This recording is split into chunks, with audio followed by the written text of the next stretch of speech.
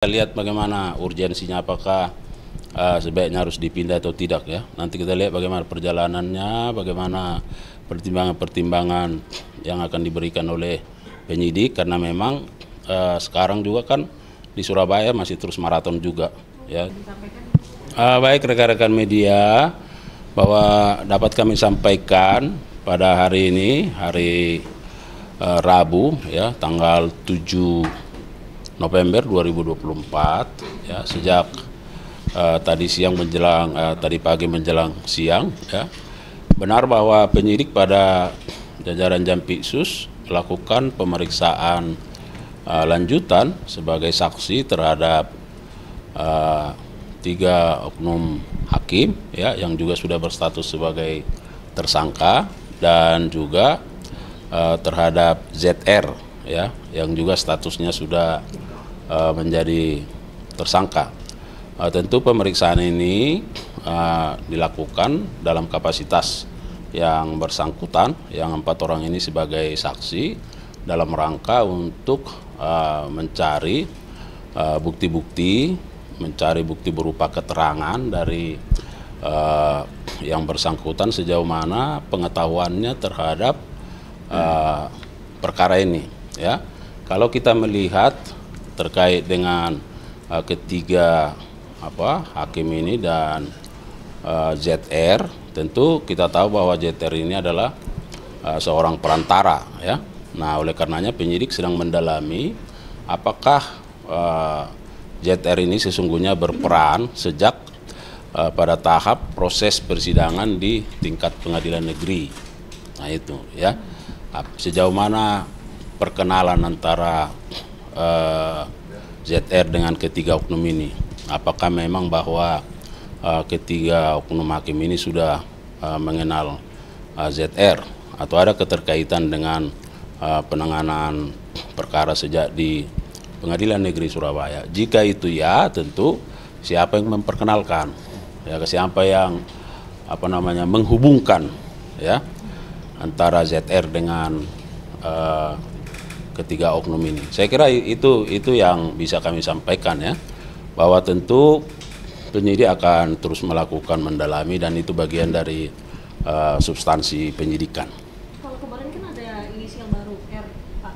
Kalau untuk saat ini apakah ada mungkin inisial baru lagi, ataupun juga ada keterangan mengenai si R ini, dan juga mungkin ada rencana pemanggilan terhadap sosok R ini? Sampai saat ini inisial baru tidak ada ya. Kemarin Pak Dirdik dalam rilisnya sudah menyampaikan bahwa ada sosok R ya. Nanti kita lihat ya, apakah harus dilakukan pemanggilan, diperiksa untuk diminta keterangan atau seperti apa, karena itu menyangkut masalah kebutuhan penyidikan ya. Jadi penyidik yang memahami apa urgensi dari seseorang itu untuk dimintai atau diperiksa ya, dimintai keterangan atau diperiksa. Pak Arli, dari kasus ini nanti akan ada audit ya ke hakim-hakim, terutama dalam kasus-kasus besar yang kontroversial juga.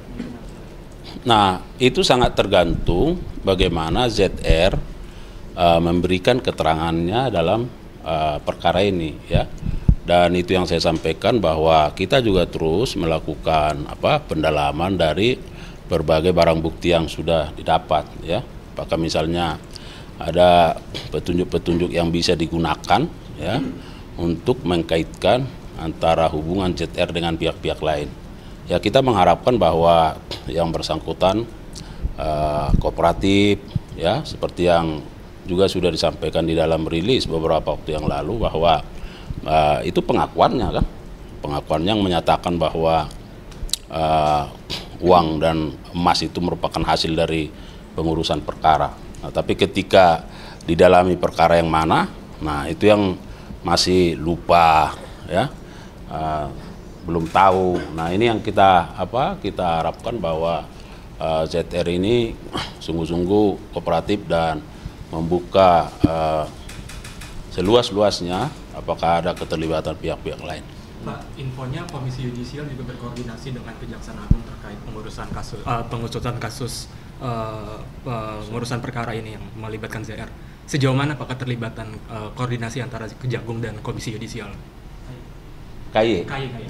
Yang kita pahami bahwa KY ketika perkara ini sudah putus di Pengadilan Negeri Surabaya, ya, KY melakukan langkah-langkah terhadap pemeriksaan secara etik, ya. Nah, terkait soal bagaimana prosesnya, bagaimana hasilnya, kita serahkan ke KY sendiri. Kita tidak ada kaitan, karena memang masing-masing kan punya tugasnya, ya. Nah, KY kalau tidak salah hasil dari pemeriksaan KY seperti yang sudah diketahui umum, nah itu hanya diserahkan kepada pelapor, jadi bukan ke kita, ya. Pak, sosok R ini kan sebagai pejabat dari Surabaya, apakah memang berwenang menunjuk majelis hakim setiap sidang di PN Surabaya saat itu?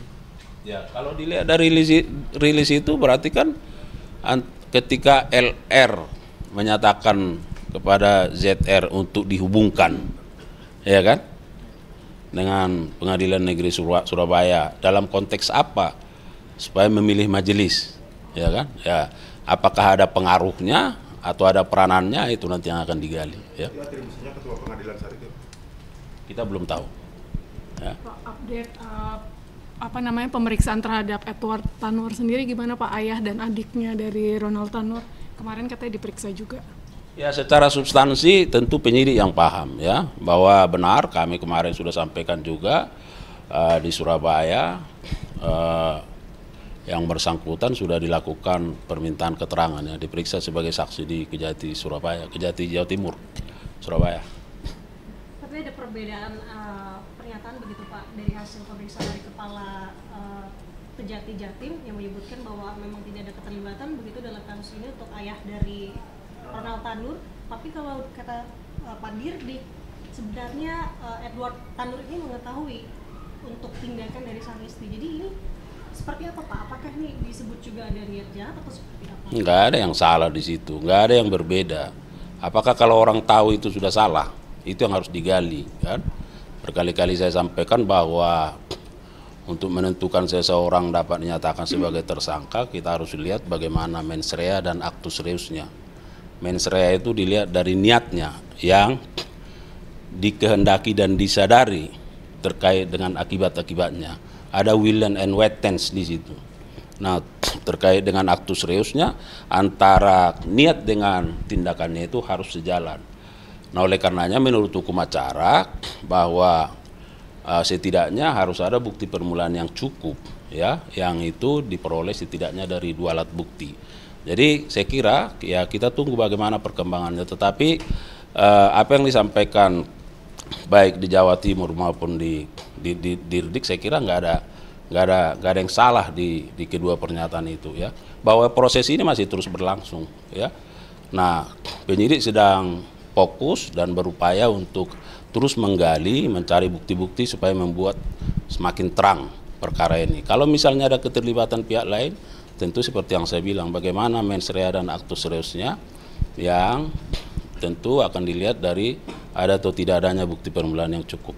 Pak, ada rencana untuk memindahkan MW ke Jakarta nggak sih, mengingat 3 hakim PN Surabaya kan dipindahkan ke sini untuk melakukan pemeriksaan secara efektif. Penyidik lagi maraton banget untuk melakukan pemeriksaan. Ya, nanti kita lihat bagaimana urgensinya, apakah sebaiknya harus dipindah atau tidak, ya. Nanti kita lihat bagaimana perjalanannya, bagaimana pertimbangan-pertimbangan yang akan diberikan oleh penyidik, karena memang sekarang juga kan di Surabaya masih terus maraton juga, ya. Jadi barangkali ada ada data, informasi, fakta yang harus dikaitkan. Tentu barangkali sampai saat ini keberadaan yang bersangkutan di Surabaya masih sangat efektif, gitu. Kalau ada nanti perubahan kita sampaikan. Oke? Nanti kita lihat, ya. Saya kira enggak lah, enggak. Jadi kalau misalnya jaksa juga yang melakukan tindak pidana, jaksanya beda, kan? Ya saya kira sama, ya. Berarti penegasan belum ada rencana untuk pemanggilan sosok R ini, ya? Kalau ada kita sampaikan, ya. Oke? Apanya? Apa udah pahit ya? ini Pak soal jadwal kira-kira kapan mendak lain apakah bakal diperiksa dan kalau iya kapan, terus juga 8 perusahaan itu bakal diperiksa juga atau enggak? Kan saya sudah berkali-kali sampaikan ya, terkait itu sesuai dengan rilisnya Pak Dirdik juga, sabar, semua kan berproses ya, semua berproses. Yang kedua bahwa kita fokus terhadap penanganan perkara yang sekarang sedang bergulir ya. Jadi tidak bisa dicampur aduk 1 dengan 2, 2 dengan 3. Wah itu penyidikan malah tidak fokus, dan itu ya penyidikannya tidak efektif ya. Nanti kita tunggu saja apakah termasuk yang perusahaan-perusahaan itu ya, apa keterkaitannya, semua tentu akan didalami, dikaji, dan jika dibutuhkan ya tentu keterangan siapapun dalam membuat terang satu tindak pidana itu harus dilakukan. Pak, tapi tempus penyidikannya itu sampai kapan sih Pak? 2023 atau 2016 saja? Dari 2015? Enggak, maksudnya penyidikan kasus ini yang di Kementerian Perbuatannya kan sudah disampaikan di tahun 2015 dan 2016. Penyidikannya itu dilakukan di tahun 2023. Ya? Berarti bukan importasi dari 2015 sampai 2023? Enggak, kan sudah disampaikan kemarin. Perbuatan yang bersangkutan 2015 sampai 2016. Penyidikannya dilakukan 2023, ya. Oke ya? Pak, penyidikan kasus gula itu Apa ada lagi? pemanggilan saksi menteri nggak Pak? Tadi itunya pertanyaannya. Pak mau nanya lagi Jawab. Pak, ini kasusnya Tom Memo kan rame nih Pak, terus ada yang mempertanyakan kapan Tom dilaporkan dan kapan penyelidikan dilakukan. Nah, bisa jelasin nggak Pak, kayak dari alur penyidikannya, penyelidikan Tom Lembong sampai akhirnya ke penyidikan? Mbak, saya sudah katakan dan itu Dirdik sudah secara jelas menyampaikan. Kalau itu dilakukan penyidikan di Oktober 2023, berarti penyelidikannya sebelum. Ingat, penyelidikan itu adalah tindakan aparat penegak hukum secara non pro justisia. Kalau penyidikan itu baru tindakan pro justisia dan itu hak publik. Ya, nah, kita Pak, izin Pak soal kasus. Nggak usah pakai izin. Soal kasus KLAK Pak, ini udah ada saksi yang diperiksa. Ya itu terus berkembang, ya itu terus berkembang. Karena sebagaimana rekan-rekan media juga sudah ikuti, sudah dilakukan penggeledahan, penyitaan terhadap berbagai barang bukti, ya itu yang saya sampaikan bahwa ini kan ada beberapa box kemarin kan, ada dokumen, ada barang bukti elektronik, dan itu harus dicacah, itu harus dikaji, itu harus dikaitkan, dipelajari, ya didalami, ya. Nanti perkembangannya kita akan terus update ya. Sejauh ini udah ada penjadwalan pemanggilan saksi. Nanti kita coba konfirmasi ke penyidik, ya. Pak kalau yang Bapak masih dulu, gini-gini aja. Pak. Kan kemarin sempat ramai soal jam tangan Dirdik Pak, KPK kan sudah katanya mau mendalami. Dari kejaksaan sendiri ada pendalaman internal nggak sih Pak? Nah makanya itu yang saya bilang, ya kalau KPK mendalami silahkan, iya kan, ya, iya, silahkan. Dan kemarin media kan ada di situ, beliau sudah mengklarifikasi. Jadi yang mana lagi, ya? Tapi bakal ada pendalaman internal nggak Pak di kejaksaan? Apa yang mau didalami, ya kan? Beliau sudah sampaikan. Ngapain lagi di internal, di depan kalian sudah disampaikan. Nah ini katanya, iya kan? Nah, coba, mana yang lebih dalam? Ya kan? Tapi kan dari ya, dua lagi. Tapi kan dari penjelasan Pak Dirdik kemarin kan menjadi polemik lagi Pak, karena tidak masuk akal dengan harga yang katanya 4 juta itu Pak. Itu gimana tuh Pak penjelasannya? Apakah bisa dibuktikan bahwa ada buktinya bahwa itu 4 juta? Kemarin kan sudah ditanya, ada juga pertanyaan, aku ingat semua pertanyaan kalian. Nah, di mana Pak dibeli? Ada di pasar sana. Ya kalian dalami nanti. Makanya ditanya. Jadi kalau kalian tanya aku nggak punya jam. Iya kan? Yang punya jam kemarin di situ kalian nggak tanya. Makanya selalu saya bilang, rekan-rekan media cobalah siapkan pertanyaan terbaiknya supaya nggak berulang-ulang. Iya kan? Tahu aku kerja-kerja media, ya. Nah, itulah yang perlu ditanya. Kan kemarin berapa harganya ini 4 juta? Di mana? Di pasar. Di mana Pak? Ada. Setelah itu tanya, Pak, di mana kemarin? Gitu. Ya, tentu karena ada lah maka dia bilang. Pak, bahas Tom Lembong lagi nih Pak. Apa lagi? Tom Lembong kan untuk mendapatkan menjadi tersangka tentu ada 2 alat bukti. Nah, 2 alat bukti itu sebenarnya apa saja dan pendalaman? Itu konsumsi penyidikan itu, kan? Bahwa sekarang dia juga perapit, nah nanti diuji, ya. Di Selatan Pak, katanya jaksa itu terima 15 juta, bagaimana tindak lanjutnya Pak? 15 juta yang mana? Katanya di Konawes Selatan itu guru itu menyerahkan uang 15 juta. Coba nanti lihat videonya lagi, jangan masalah nanya, nanti beda-beda lagi penafsiran di masyarakat. Nanti kita putar videonya, baru kita jawab, ya kan? Itu pertanyaan jaksa itu di sidangnya. Iya kan, janganlah jadi itu kalian angkat, ya kan, jaksa terima 15 ini begini jadi aturan tidak jadi rusak itu loh, ya kan? Kalau yang baik kita harus nyatakan baik, kalau tidak ya. Saya kira harus begitu, ya. Oke ya. Kemarin Polkam membentuk BPS, biasanya pencegahan tindak pidana korupsi itu di bawah naungan Kejaksaan. Nah, nanti apakah bakal berkoordinasi dengan KPK Pak? Ya kita lihatlah, ya. KPK kan sekarang ini nggak dilibatkan. Hah? Kan sekarang KPK dalam BPS itu tidak dilibatkan. Nah, apakah Kejaksaan akan berkoordinasi dengan KPK? Ya nanti kita lihat, karena ini kan unsur pemerintah kan. Itu yang harus kita lihat. Ya tentu semua PH ya harus berkolaborasi lah, bersinergi kan. Nggak ada yang sulit itu, apa masalahnya? Iya kan? Nah. Soal perbedaan surplus data gula, itu gimana Pak? Iya itu bagian penyidikan. Ini kan nanti akan dikontes, ya kan? Ya kita lihat seperti apa, ya. Kesiapan kejaksaan gimana Pak menghadapi pra-pra dia tersebut? Sedangkan menghadapi yang lain kita siap apalagi, ya kan? Ya harus siap lah, ya. Kalau tersangka PB udah ada barang buktinya belum? Itu kan terkait perkara perkeretaapian. Jadi saya sampaikan ada 7 terdakwa itu sudah sidang.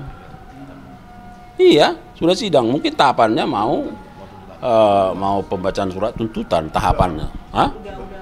Iya makanya kan belum pasti karena masih 7 kan. Nah, mungkin berlangsung, kita bilang sudah padahal berlangsung. Yang PB Itu. berarti belum ada barang bukti. Kan sudah kemarin udah disampaikan ada catatan. Iya kan? Nah, ada lah disampaikan. Hah?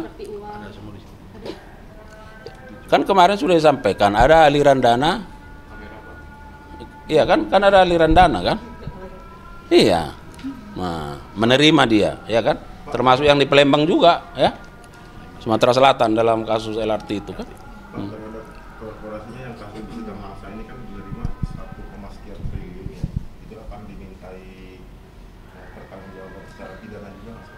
Nah makanya saya bilang nanti kita lihat bagaimana fakta-fakta yang berkembang selama persidangan ini, bagaimana fakta-fakta yang dipertimbangkan oleh majelis hakim, ya. Ini kan masih proses penuntutan, ya. Habis itu masih ada tahapan apakah pledoi, apakah dan seterusnya sampai putusan. Saya kira begitu ya, ya. Ini sudah azan.